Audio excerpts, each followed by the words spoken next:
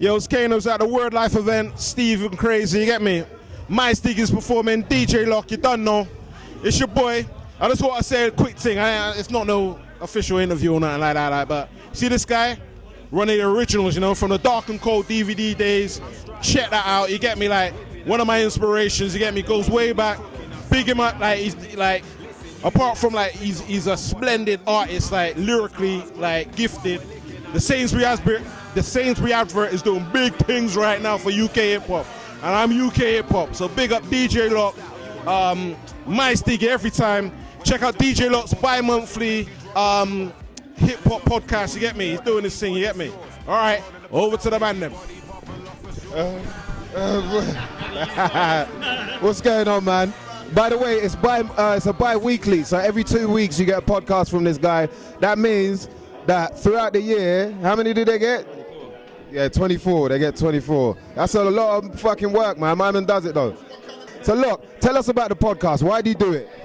I get sent a lot of music, and I figured, you know, I don't always get a chance to play it out in clubs, so I just wanted to do like a mix and put it up and just do my own radio show, you know, without going on radio. So just reach across the world, show people about the music we got over here, and put a spotlight on my man as well, you know. So yeah, it's good, man. This is my 4th year, and I've not missed one, so every 2 weeks. So you can get that, soundcloud.com/DJ Lok UK. How do you spell Lok? L-O-K.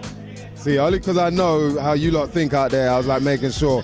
So listen, when you talk about like the fact that, okay, on radio in the UK, obviously you got the pirate thing, and then you've got, you know, what would you call it, terrestrial radio or whatever, like the Kisses, BBCs and all that. But in terms of what you do, would you be able to do that on, you know, like a major radio station, like Kiss or Capital Extra or some shit? I remember we had a big conversation about this, didn't we, when I first thought about it. Yeah, that's not why I'm asking you though, so just in case they're wondering. I don't think I could. Like, if I got a spot, it would be maybe 1, 2 in the morning, and it would be an hour, and, you know, how many listeners do you really get at that point? So I figured, you know, I'll just do it myself and build up my own listenership. You know, and I've got people around the world listening now, so that's really dope. And the that's what the internet's for, man. Just use it for you build your own platform and do your own thing. If you know, if you can't do it on a big station, just create your own station, man. Just do it. So if you could sum up these podcasts, they're called, you basically name them after the year, innit, to make it simple. Yeah. Just do like so 2017 mixes or mix shows. You know, I started hosting them myself now this year. So just talking about the projects and the artists and stuff and what's coming out and the labels and stuff like that. So there's a bit of information there for people to buy the music. And I've had people hit me up say, "Oh, we sold some copies after you put this out," and so, you know, that's dope. And I'm glad that I can do that, man. So, you know, it's what being a DJ is all about. What's the most fun part about putting these podcasts together? Is it like, because obviously as an artist, for me, you know, you've got the thinking about what you're going to write, you've got the writing side, you've got the recording, you've got the performing. You know, what's the most fun part for you in terms of putting podcasts together? It's just getting all the new material, man, and getting to hear it, and sometimes getting exclusives and upfront stuff, and you know, they're all my boys as well, so, you know, I get to hear their new music, and, you know, I get to work with people. I get to put my own tracks on there as well when I do stuff, and it just connects me with everybody and keeps me, you know, in the loop. So I like, you know, it's cool, man. That's right. How can we follow you? So soundcloud.com/DJ Lok UK, mixcloud.com/DJ Lok UK, MPC, that's MPC as in the MPC, Lok on Twitter, MPC Lok on Instagram, DEEJAY Lok on Facebook. Yeah, get at me. See, and this is what we do here, because not many people want to put UK hip-hop in the spotlight. So it's up to us to take the reins. This guy has decided to just, whenever he can, get in front of his computer, you know, get his decks going. Oh, do you do it on Serato or? Yeah, because a lot of the stuff is obviously files only now. A lot of people don't put a vinyl out anymore. So yeah, I collect the stuff. People email it over, check it out, you know. And I first thought when I did it, I thought I'd struggle for content, but you know what? I just get new stuff all the time. People are constantly on it, and it's wicked, man. You know, the labels send me stuff. and it's just dope to be able to get all that stuff, man. It's wicked. I really enjoy it. So you're basically carving out like your own lane here. You don't. It might not feel like it right now, but what you're doing is, like you said, rather than having to worry about being on One Extra or any of these radio stations, you're creating your own radio channel. And so, like, I think it's important for people to realize that now the internet, it can be your radio, it can be your magazine, it can be your TV.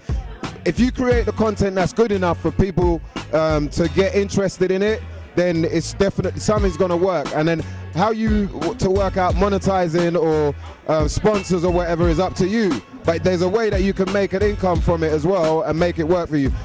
For Lok, obviously, it's like getting the name out there as well as like making sure that the talent from the UK is getting the sort of exposure that it needs. You know, not everybody's doing that for us.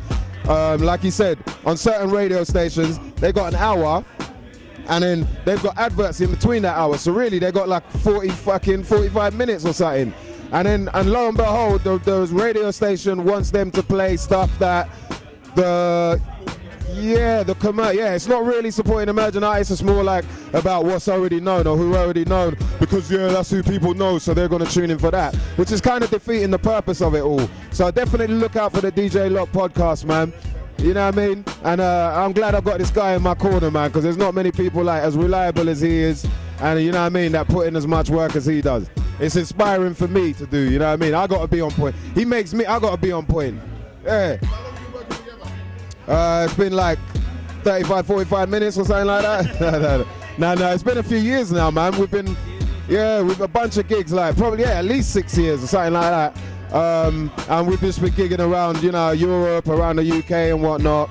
And we're gonna do some mixtape stuff as well, man, because now I gotta get some stuff out there. Everywhere after the Sainsbury's thing, people are like, right, so what's going on now? But it's beautiful because now I can put out my music the way I want to do it. I ain't got to worry about all these dodgy ass. There's a lot of dodgy people in the music industry and entertainment industry. I thought it was just in music, but it's actually in the entertainment world. Yeah, so ideally you want to be able to do everything yourself, but that's not possible. The stuff that you can do yourself, you do, and the stuff that you can outsource to the right people, you do that. So you know what I mean? Now we're getting that in the works, so look out for more stuff from Mysdiggi, DJ Lok, mother lovers. The experience was wicked, man. The only thing for me, as an MC, I work on my own in terms of holding the mic. I don't have a hype man and all that. I make sure Lok he's concentrating on being the DJ part. He doesn't have to worry about. I got a good voice. I got voice projection. So the only thing for me was the sound wasn't that great. But considering that, I think the crowd were really patient with it, and they really dealt with it pretty well, which helps the artists as well. It's hard to go up there when the sound isn't great, and you kind of pretending that you're enjoying yourself, which is kind of hard. I'm just being honest, but I think it still worked out anyway, man. Yeah, what's going on, mother lovers? This is Mysdiggi alongside DJ Lok. And you are locked in to It's Peaked Unplugged, mother lovers.